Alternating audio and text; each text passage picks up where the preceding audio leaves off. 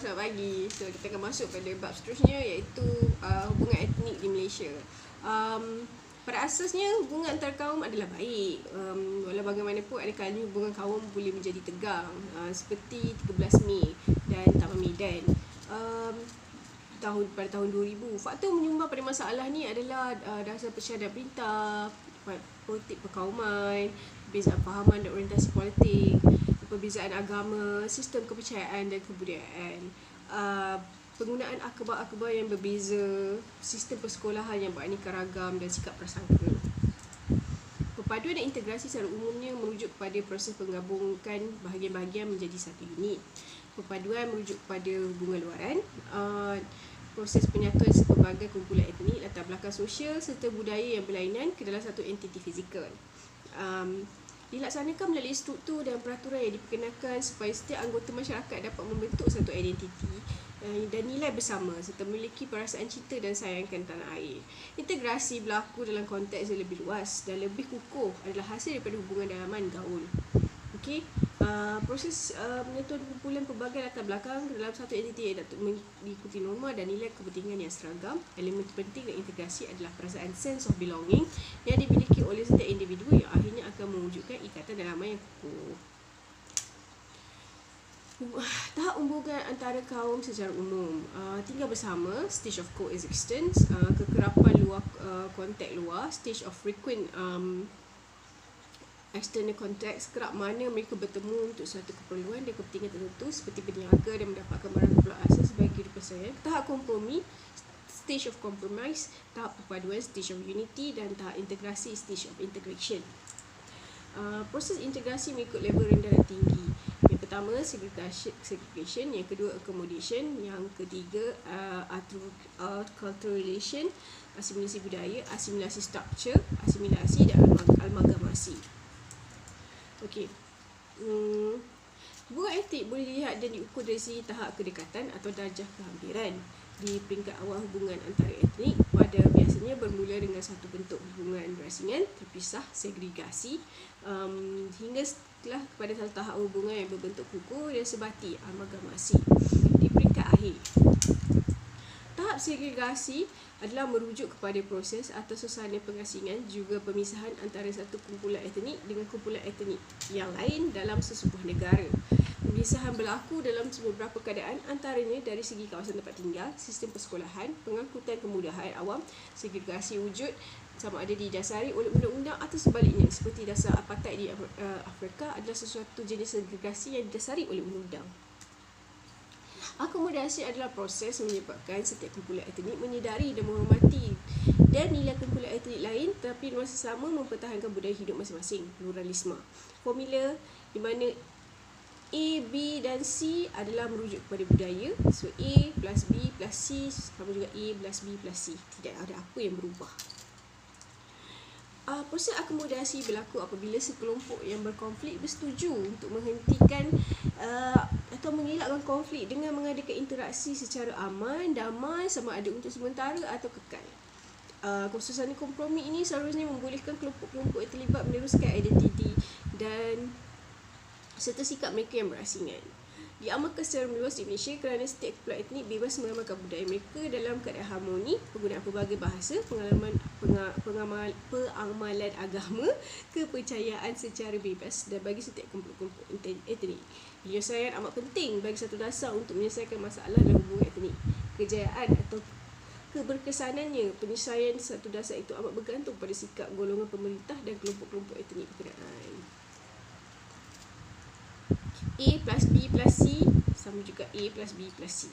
ABC digerakkan kelompok dan budaya masing-masing. Konsep ini mempertahankan pelbagai kumpulan etnik dalam masyarakat bertentangan dengan konsep asimilasi dan amalgamasi. Berdasarkan teori pelbagai punca kekuatan, pencantuman pelbagai etnik akan mengayakan lagi warisan sesebuah masyarakat. Dua jenis pluralisme, iaitu pluralisme kebudayaan dan pluralisme ubahsuaian. Pluralisme kebudayaan masih mengekalkan keberbagai hubungan etnik, tapi sedikit terpengaruh dengan budaya etnik lain dari segi interaksi setempat. Pengubahsuaian berlaku apabila etnik mempertahankan kepelbagaian, menerima sedikit budaya etnik lain. Proses integrasi ini menekankan pengekalan kebudayaan sebagai etnik termasuk etnik minoriti. Integrasi masih boleh dicapai walaupun setiap etnik cenderung untuk mengekalkan identiti kehidupan masing-masing. Andai asas setiap etnik mempunyai hak kekalkan warisan psikologi masing-masing. Lebih-lebih lagi perbezaan dan pelbagai warisan budaya dalam masyarakat adalah sesuatu yang lazim dan sukar untuk dielak. Akhirnya, keberbagai menjadi pemangkit untuk kukuhkan negara. Antara faedahnya, keberbagai budaya menyebabkan Malaysia menjadi tumpuan pelacur. Pluralisme ubah suaian berdasarkan formula A plus B plus C sama juga A1 plus B1 plus C1. A1, B1, C1 merupakan etnik asal yang sudah mengubah amalan budaya asal kesan interaksi sosial dengan masyarakat setempat. Proses berbagai cara hidup di mana sesuatu kumpulan etnik terpengaruh dengan budaya lain. Proses integrasi yang paling banyak dan luas di Malaysia. Contoh dapat dilihat dari pertukaran budaya antara bangsa Melayu, Cina, India dalam soal pilihan makanan. Orang Melayu menerima roti canai, orang India dapat menerima yong tafu, manakala orang Cina dapat menerima nasi lemak. Asimilasi adalah merupakan satu proses percantuman dan penyatuan antara kelompok atau individu yang datang dari etnik dan kebudayaan berlainan supaya menjadi satu etnik yang dominan. Proses yang berlaku apabila kelompok yang sedang berfikir, berperasaan secara berlainan dan akhirnya bersatu dalam satu kesatuan sosial serta budaya yang sama. Formulanya A plus B plus C sama juga A. A mewakili golongan dominan, B dan C mewakili golongan etnik minoriti. Asimilasi mutlak atau sempurna menyebabkan berlakunya penghapusan penuh perbezaan dari segi kebudayaan dan identiti. Asimilasi berlaku apabila wujudnya interaksi yang erat antara kumpulan etnik berbeza budaya bagi satu tempoh yang lama. Kejayaan proses asimilasi bergantung kepada beberapa faktor penting. Kesanggupan golongan minoriti untuk menghilangkan identiti mereka, kesanggupan golongan minoriti untuk menerima golongan lain, terdapat persamaan antara budaya kumpulan etnik. Proses asimilasi juga berkaitan rapat dengan saiz kumpulan minoriti, tingkat perbezaan di antara golongan minoriti dengan majoriti dan juga kadar imigrasi. Umumnya, kumpulan minoriti yang bilangan anggotanya lebih kecil mudah diasimilasikan berbanding kumpulan minoriti yang bilangan anggotanya besar. Minoriti mempunyai kebudayaan dan tradisi yang jauh berbeza daripada golongan minoriti sukar diasimilasikan. Contoh di Thailand, orang Melayu melalui proses asimilasi menyebabkan nama, bahasa, cara hidup kecuali agama disatukan dengan amalan dan cara hidup orang Thai. Asimilasi terbagi kepada dua, budaya dan struktur. Asimilasi budaya, satu proses penerapan unsur-unsur kebudayaan daripada satu budaya kepada budaya lain. Perubahan budaya terjadi daripada hubungan dan kesinambungan antara dua budaya yang berbeza dalam satu jangka masa yang berterusan, dan perubahan tersebut sama ada dalam satu atau kedua-dua budaya tersebut. Formulanya adalah AB plus BC plus B plus C adalah AB plus BB plus CP. A mewakili kumpulan etnik minoriti, B dan C mewakili kumpulan etnik minoriti, B mewakili budaya. Kelompok minoriti hanya pelajari dan amal aspek budaya sahaja dari segi kelompok minoriti. Contoh ada asal ilmu pengetahuan dan bahasa. Hasil daripada akulturasi, perubahan-perubahan yang bakal terjadi terhadap satu individu atau kelompok adalah seperti perubahan fizikal, biologikal, budaya dan psikologikal. Akulturasi lebih mudah dicapai dalam budaya yang bersifat kebendaan. Formula A plus B plus C sama juga AI plus BI plus CI. A mewakili kelompok majoriti, B dan C mewakili kelompok etnik minoriti, I mewakili institusi. Kelompok minoriti menyertai institusi utama, contohnya pertahanan adalah institusi politik, kumpulan sosial, ekonomi dan pendidikan. Kumpulan minoriti tidak kehilangan identiti asal cuma mengalami perubahan mencari struktur majoriti, DEB, Sekolah Kebangsaan dan Parti Barisan Nasional. Amalgamasi satu proses penyatuan pelbagai kumpulan etnik dari segi biologi. Dalam proses ini, semua entiti kebudayaan pelbagai kumpulan campur aduk melalui perkahwinan dan akhirnya wujudkan satu bangsa baru. Proses ini makan masa yang lama dan melalui beberapa generasi. A, B dan C kumpulan etnik yang berlainan. D mewakili kumpulan baru yang terhasil daripada penyatuan A dan B dan C. Syarat kumpulan dominan membenarkan proses ini berlaku. Kumpulan minoriti sudi dan dipaksa berbuat demikian atau dipaksa. Majoriti sanggup melewatkan hak istimewa, jarang berlaku. So, arah pergerakan dalam hubungan kaum, yang pertama adalah kontrak awalan, penyelesaian persaingan, akulturasi mungkin menjadi konflik dan kemudian perpecahan ataupun menjadikan perpaduan. So dia bergantung kepada keadaan. Okey, halangan dalam integrasi di Malaysia. Yang pertama, sifat persangka, fahaman perkauman, perbezaan bahasa, agama, budaya, pendidikan, fahaman, orientasi politik, etnosentrism. Okey.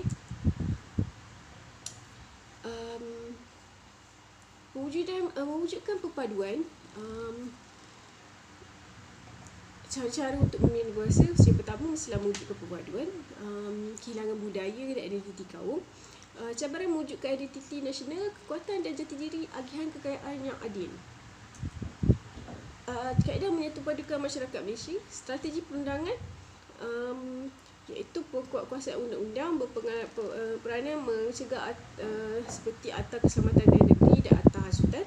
Strategi politik perikatan hukum negara, strategi ekonomi, agihan kekayaan secara adil, penghapusan jurang kemiskinan relatif, contohnya dasar ekonomi baru. Kaedah menyatupadukan masyarakat Malaysia, seperti strategi sosial, sistem persekolahan, pengenalan mata pelajaran wajib, garis panduan penyiaran,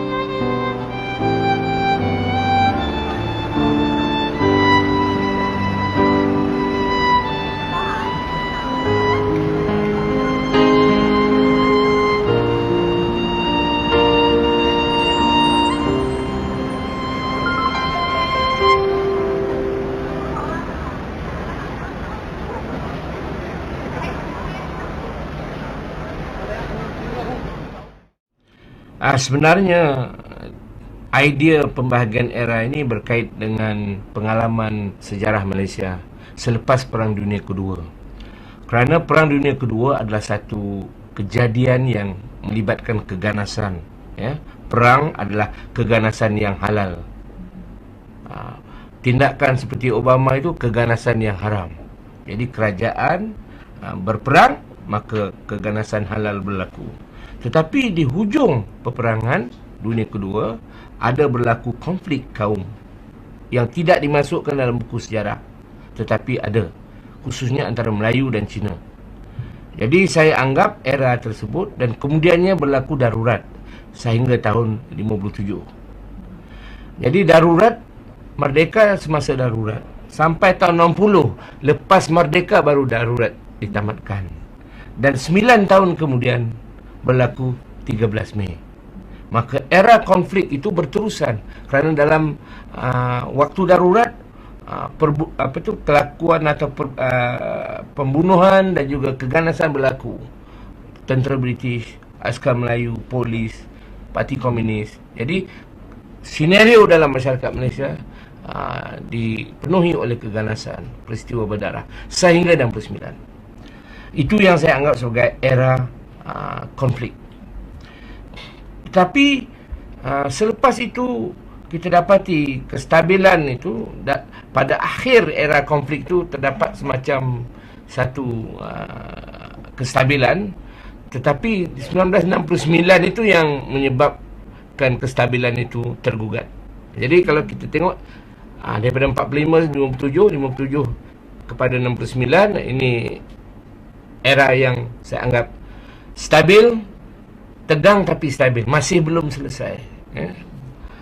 Telah berlaku 13 Mei 1969, usaha dilaksanakan oleh kerajaan dan juga orang ramai untuk mencari jalan tengah penyelesaian dan dirumuskan oleh Majlis Keselamatan Negara yang dianggotai oleh lebih kurang 200 orang rakyat Malaysia dari semua golongan, menyatakan bahawa 13 Mei berlaku oleh kerana ekonomi orang Melayu masih ketinggalan. Maka dasar ekonomi baru dibentuk. Ini berasaskan data bahawa pada tahun 70, 63% ekonomi Malaysia ini dipunyai oleh orang asing, 21% oleh orang Cina, dan selebihnya adalah daripada orang Melayu dan India. Jadi era pelaksanaan dasar ekonomi baru itu sehingga sekarang adalah saya anggap sebagai era kesepaduan, kerana tidak ada rusuhan dan juga pertumpahan darah, kecuali pada 2001 apabila berlaku di Kampung Medan. Umumnya selama 40 tahun kita menikmati kestabilan politik, kemajuan ekonomi dan juga satu paras harmoni yang secara relatif jauh lebih baik daripada sebelum era kestabilan, era tegang tapi stabil, dan sebelum era konflik. Jadi ini dia cara saya 3 perkataan anak kunci ialah konflik, tegang stabil, dan kesepaduan. Itu dia yang saya gunakan.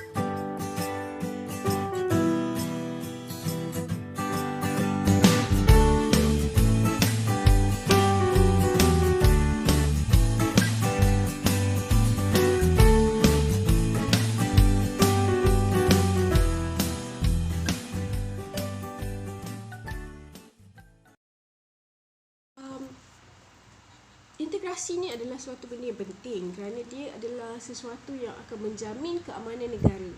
Okey. Tanpa integrasi atau yang dipelihara, yang dijaga dengan baik, kita tidak akan ada kemajuan ataupun keamanan. Bila tidak ada keamanan, tidak ada kemajuan. So it's like interrelated ni konsep. Dan kita mesti memahami betapa dalamnya, betapa deepnya this concept untuk kita betul-betul memahami kepentingan benda ni supaya student-student tak tahu yang mereka ni adalah future dan mereka akan berbincang mengamalkan benda ni dalam hidup mereka.